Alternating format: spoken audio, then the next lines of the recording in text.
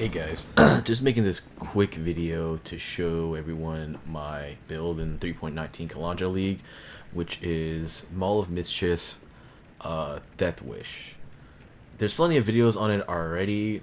The main point of this is just to show my own takes on it and what's different, or what might be different from mine compared to everyone else's. So yeah, first thing is the chest piece, which is the Spore Guard. Biggest part about it is it helps with the clear, and it helps with survivability because of the fungal ground gives you 10% reduced damage while you're on it, as well as explosions, which kind of helps just proliferate your ignite because that always ignites because of Elementalist. Main reason as well why I wanted to use this is to the removal of Barrack's Spite for clear. Honestly, I think it's a pretty dog shit ring and only serves one purpose, whereas this helps with clear while also giving you, the anoint as well as less damage taken. So I think this is just better.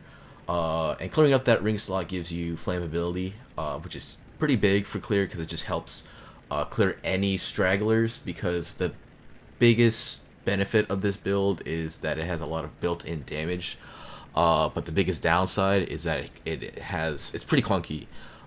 So a lot of the things I do is to have quality of life in mind, so that's why I have convocation on my left click.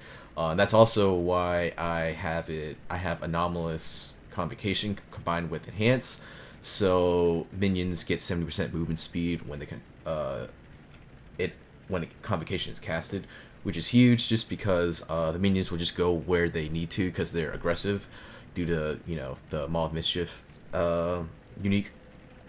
So they go where they need to, and then all you do is just hit tap E, and they'll explode and proliferate everything. Explosions will happen and stuff like that. What else did I do? Oh yeah, so yeah, that's the flammability, and my auras pretty similar to everyone else's, um, except Herald of Ash, which I tried to squeeze in here. So I had to do a determination reservation efficiency along with the anoint just to squeeze in that aura. It's not really necessary. Usually the proliferation from Eldritch Implicit plus War Guard is enough. It gives you a little bit more clear, and it has a little bit more damage. Another thing I did was utilize Command Spectrum for ailment immunity. I saw that a lot of on PoE Ninja that some of the Deathwish, or a lot of the Deathwish builds were not ailment immune. I think using three Grand Spectrums is worth. These have gone down in price. I think they're 80C each, but I think they're worth two of these, and then my third Grand Spectrum is increased elemental damage. Yeah, which is kind of decent. It just helps with the hit of the Deathwish explosion, which helps proliferate everything. Combined with the Eldritch Explicit here for element immunity or avoid elements, and this passive, I achieve ailment immunity, which I think is pretty big. Yeah. Oh, also here I use the Red Nightmare, which is huge quality of life, just because if you put it here, it gives you all of these nodes over here give you a little bit extra block chance, which helps you become block chance capped, with glancing blows at least. So yeah, it's pretty good. So you don't need roomies or anything, and I used this gold rarity flask instead of a roomies after I slotted this in and got max spell block and attack block. But yeah, not only that, it also gives you endurance charges on kill, which helps immensely with survivability. Because right now I am just in base at 79% phys reduction, which is already pretty good. This is with Stone Golem, by the way. But with the endurance charge, it lets you hit the cap of 90. Not even including this armor flask that I have sometimes, which gives me the 89 just by itself. So it's just really there just for permanent 90% armor reduction. This build overall is really good on phys reduction. The one thing I can't, or I'm having troubles fixing, is just ailment or elemental damage in general. There's layers to it, right? There's like the spell block, um, and there's Aegis Aurora. That's really it, honestly.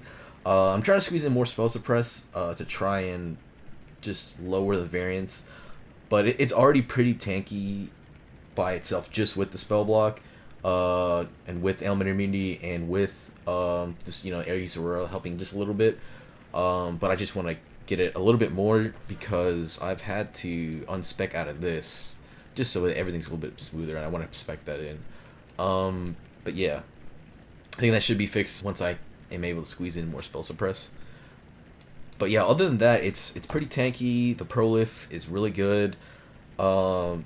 Yeah, my biggest thing is just cutting some damage here and there, just because this has so much damage already for quality of life, just to make it as smooth and brain dead as possible.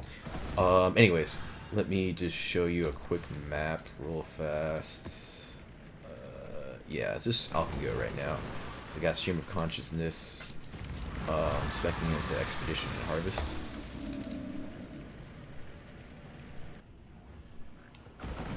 But yeah, here's a Delirium Mirror. But yeah, it's also fairly fast, I'd say. I would think in map clear. Life is too precious. The biggest part is just having a lot of monsters clustered together. Alright, there's the Legion.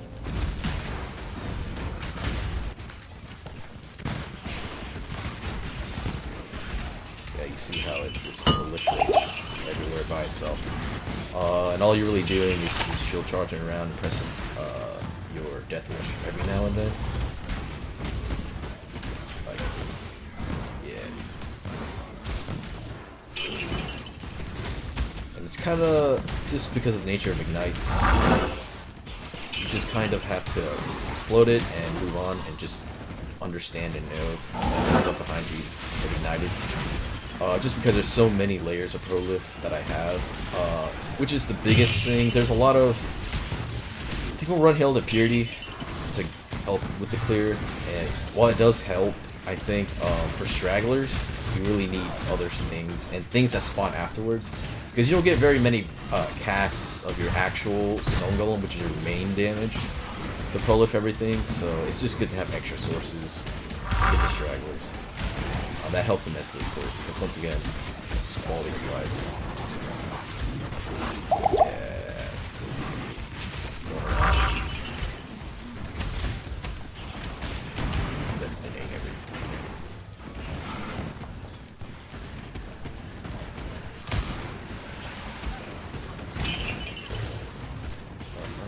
When I'm ready, and not before.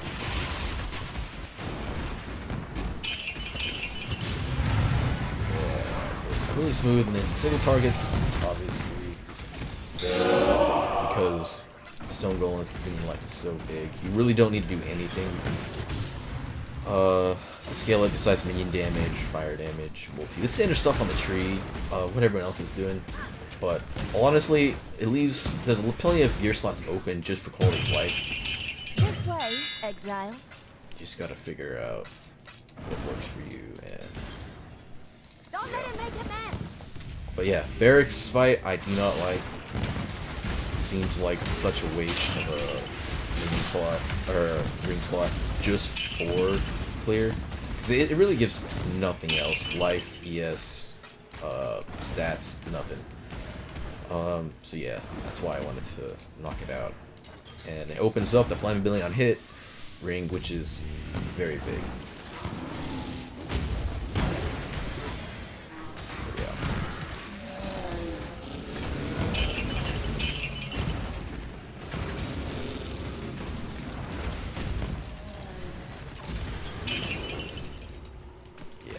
Stay away from that, because you never know these days with the monsters. That thing could have had fucking 4 Arc Nemesis mods. I don't know. You don't know until you mouse over it. I'm not trying to risk that. Especially on a video that would be hilarious. Yeah. Harvest, solid addition to your maps and to your Atlas Passive tree. Because whenever you get it, it's always a pleasure. It's like 30 to 40 C. Yeah. people whined about Harvest Changers. I mean, I don't know. Oh, shit. I think this guy has a lot of mods, so... yeah. What I was just saying about those mods. Yeah, sometimes those Arc Nemesis mods just randomly have 4. Literally say on the previous mob, and then the very next mob has it, so, you know, so it goes. But yeah, other than that, it was all around smooth mapping experience, fairly tanky, besides running into the occasional 4 or 5 mod Arc Nemesis in Harvest. Pretty good. Pretty good. Let me know what you guys think. Later.